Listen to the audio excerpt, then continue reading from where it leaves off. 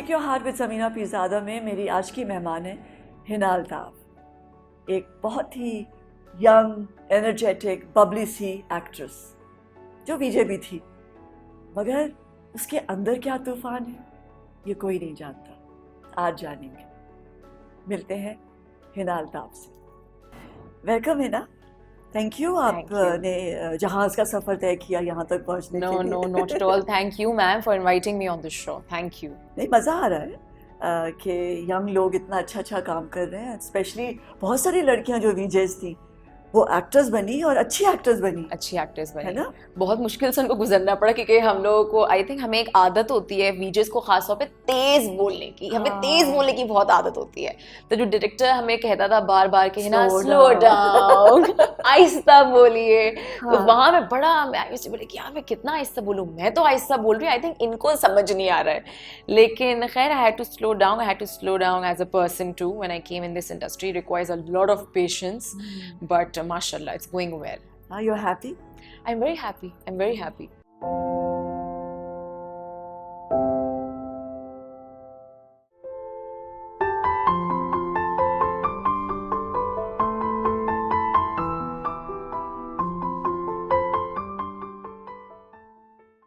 You're finding the characters जो आपके करीब तरीन है? करीब तरीन है, मैं बना लेती हूँ उनको, लेकिन शायद मेरे लिए उनको एक्सेप्ट करना थोड़ा सा कभी कभार मुश्किल हो जाता है। Because I as an individual I stand very strong in life. I believe in being an individual जो कि शायद एक इंडिपेंडेंट ज़िंदगी गुजारना चाहती है। कुछ हमें ऐसे कैरेक्टर्स मिल जाते हैं जिनमें एक लड़की को हमेशा बहुत दबाया जाता है, रुलाया जाता है, तो कभी कभार उसको एक्सेप्ट करना मेरे लिए ज़रा सा मुश्किल हो जाता है। But you have to accept it at the end of the day because you have to play that character. तो उसको ज़रा दिल के फिर करीब खींचना पड़ता है। उडारी के कैरेक्टर ने क्या किया तुम्हारे लिए? उडारी का character was very tough. A lot of people think that it was all about delivering the dialogues and crying, but it was much more than that. I think हमारी सोसाइटी में हर पांचवी लड़की उस अजियत और उस दुख से गुजरी हुई होती है। And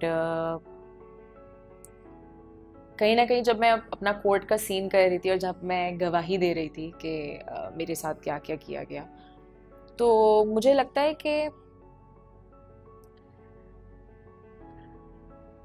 it was something I was familiar to, you can say that. Really? Yeah, I was familiar to, and I think कि वो जब शायद सारे लोगों के लिए वो बड़ा आसान होगा बोलना कि वाह वाह क्या एक्टिंग की, क्या लिखा हुआ था, फरहत इश्तियाक ने क्या लिखा हुआ था। बट द इमोशंस जिनसे मैं गुजरी थी, कहा जा सकता है कि मैं उन सिचुएशन से काफ़ी हद तक आई थिंक कह सकते हैं कि मैं वाकिफ़ हूँ कि एक लड़की जब उन चीज़ों से गुजरती है तो उसको कैसा लगता है। कहाँ पैदा हुई थी? I was born in Karachi. और कितने बहन भाई हो? मेरे 2 बड़े भाई हैं, सबसे छोटी मैं हूँ।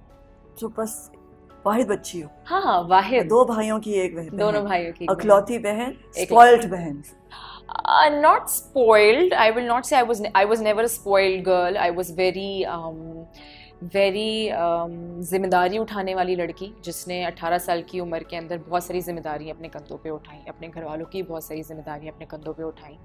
बहुत डार्क टाइम्स भी मैंने एज एन इंडिविजुअल देखे, and I am glad that I stand strong today. इसीलिए मेरे लिए कभी कभार वो कैरेक्टर्स को एक्सेप्ट करना मुश्किल हो जाता है, because I have been through so much in life, but now I stand so strong कि वो कभी कभार मुझे लगता है कि क्यों अपनी ज़िंदगी इतनी कमज़ोर गुजारी जाए, ज़िंदगी है ही इतनी छोटी सी। जैसा भी आप कह भी रही थी। तो बचपन में कैसी थी? बचपन में ओहो लड़ाका, मतलब मैं उड़ा के फेंक देने वाली होती थी लड़की के। मतलब कोई मुझसे ज़रा फड्डा करे तो इसको मैं बताती हूँ। पिटाई की भी है लड़कों की पिटाइयाँ तो नहीं की, लेकिन लड़कों के साथ दोस्तियाँ करके मैंने लोगों की पिटाइयाँ बड़ी करवाई हैं कि अच्छा देखो। अच्छा, और ऊपर से मेरा भाई भी मेरे साथ पढ़ता था, हम एक ही स्कूल में पढ़ते थे, तो वो वाला सिस्टम था कि यार तुम्हारी बहन हमारी बहन वाला जो सीन होता है। But I was always a Tom boy when I was in school. I made sure कि मेरे साथ कोई मेस ना करे। I made sure. तो गुड़ियाओं से नहीं खेला? मुझे गुड़ियाँ कभी पसंद ही नहीं आई हैं जो लड़कियों को पसंद आती हैं कि जो गुड़िया और kitchen I was never that person I was always that तो पर्सन चूड़ियाँ भी नहीं जमा की? नॉट एट ऑल मेहंदी नहीं लगाई? नॉट एट ऑल तो फिर साइकिलिंग की और साइकिलिंग की खो खो खेला बहुत सारे घुटनों पे जख्म खाए मैंने अच्छा। क्योंकि मुझे बाहर क्रिकेट खेला? क्रिकेट तो इतना नहीं खेला बट वैसे एज एन इंडिविजुअल आई अच्छा। Was a lot into you know games and road पे जाना अच्छा आओ चलो तुम्हारे साथ खेलना और मेरी टीम में ज्यादा लड़के होते थे और जब लड़कों की टीम बनती थी लड़के कहते थे हमें हिना की टीम में जाना है सो आई वाज दैट गर्ल कि यू नो गुड़ियाँ और चूड़ियाँ और ये मेहंदी तो दूर दूर से कोई ताल्लुक नहीं था मेरा तो अभी आई है ये अभी- सारी फेमिनिन चीजें? अब आ गई है अब मैं जब अपने नेल्स भी एक्रेलिक करवाने हैं तो I want my you know good proper makeup and I want to look like a girl and feel like a girl too because you know so isn't that amazing कि दोनों जिंदगी गुजार सके आप, डेफिनेटली है ना? ये तो डिनाई नहीं करना नहीं चाहिए ना करना चाहिए कि अगर आपका दिल कर रहा है साइकिल चलाने का, साइकिल चलाएं, साइकिल चलाएं है ना? एंड डेफिनेटली अगर लड़कों का भी दिल कर रहा है कि वो गुड़ियों से खेलें तो खेलें, आई थिंक सो। रियली हाँ, क्यों नहीं? ये क्या किसने सोच लिया हाँ। कि लड़के जो हैं वो गुड़ियों से नहीं खेल सकते और लड़कियां जो हैं वो क्रिकेट नहीं खेल सकती, दैट्स वेरी ट्रू है ना? ये क्यों क्यों बीच में ये लाइन That's खींच very दी जाए true. ना कि बिल्कुल। फिर ये लड़के हैं और ये ये लड़कियां हैं, लड़कियां हैं तभी तो फिर इतनी मुश्किलात आती हैं। इतनी अगर मुश्किल आप आराम से इधर से उधर जा सकें तो एक दूसरे को समझ लेंगे ना आप।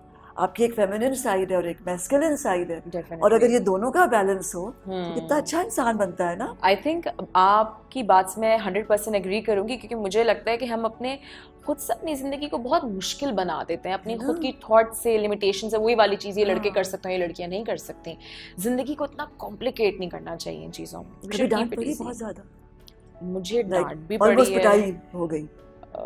मार भी पड़ी है मार पड़ी है? हाँ अम्मी की अब्बू की? अम्मी की मार पड़ी है अब्बू की मार होते होते रह गई थी अम्मी ने बचा लिया था या भाई ने बचाया था? नहीं किसी ने नहीं बचाया था किसी ने नहीं बचाया था? कैसे बची थी? When I just want to be very honest in this हाँ. interview because usually you don't get to say all this on television. I was जब से मैं पैदा हुई हूँ my mother was a little mentally disturbed जिसे कह सकते हैं but a wonderful mom she was and कुछ चीज़ों से वो ज़िंदगी में गुजरी जिससे she lost the balance in her life अच्छा। and जब वो जाहिर सी बात है there is a disease that you call schizophrenia I don't know how you pronounce that but my mother has gone through that and so there were times when my mom used to think कि मैं बाहर जाके मैं शायद shoot पे नहीं जा रही मैं पता नहीं कहाँ जा रही हूँ because a patient who is in that उसके दिमाग में खुद ही कहानियाँ बनी हुई होती हैं कि यार इसका ऐसा हुआ होगा इसका ऐसा हुआ होगा इसका ऐसा हुआ होगा so there have been times जब मैं घर पर आती थी और मेरी माँ ने पकड़ के मुझे बड़ा मारा है ऐसे भी वक्त आए कि मेरी माँ की चूड़ी मेरे गाल पे लग गई थी और मेरे यहाँ से खून निकल रहा होता था और मुझे शूट पे जाना होता था और वहाँ पे पूरा मेकअप टीम पूछ रही होती थी कि क्या हुआ है एंड मेरे पास जवाब नहीं होता था कि मैं क्या जवाब दूँ उन्हें बट आई थिंक वो एक बड़ा मुश्किल वक्त था कि आपके पास कोई जवाब नहीं होता देने के लिए और आपको झूठ कहना पड़ता है कि यार इस तरीके से लग गया उस तरीके से लग गया जब कहते हैं आधी दुनिया को पता होता है कि कैसे लगी है गाल पे but those were dark times those were really dark times So how did you handle them? How I handled them I was going through extreme stress extreme depression but कितनी उम्र क्या थी उस वक्त? 16-17 साल अच्छा। 16-17 मतलब ये वाली चीज़ ऐसी चीज़ है जो कि शायद मैं 13-14 साल की उम्र से देख रही हूँ अच्छा। So for me it was like कि शायद मुझे रात में नींद नहीं आती थी जिन चीज़ों से मैं शायद ज़िंदगी में गुजरी हूँ मुझे होता था कि यार मुझे रात पैरानोया था कि ये कि पता नहीं क्या हो जाएगा हाँ।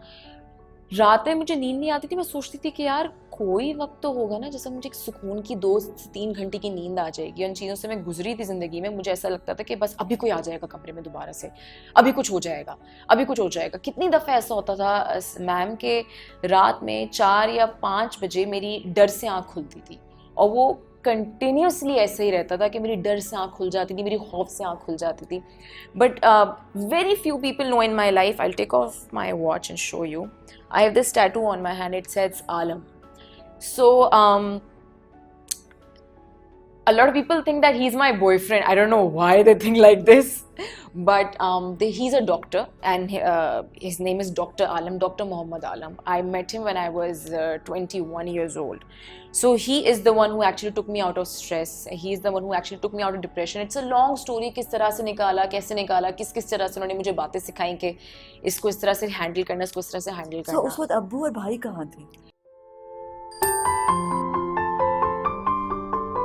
I was the one who was going through stress and depression, तो मेरी तबीयत बहुत ज़्यादा ख़राब होना शुरू हो गई थी. तबीयत as in my fitness was going on a very low level. तो वहाँ मुझे एहसास हो गया था कि यार the max I can do, मैंने वो सब करके देख लिया. मैंने कहा लेकिन ये हो नहीं पा रहा, और इस जगह को सही रखने के लिए मेरा सही होना, सही जगह पे स्टैंड करना बहुत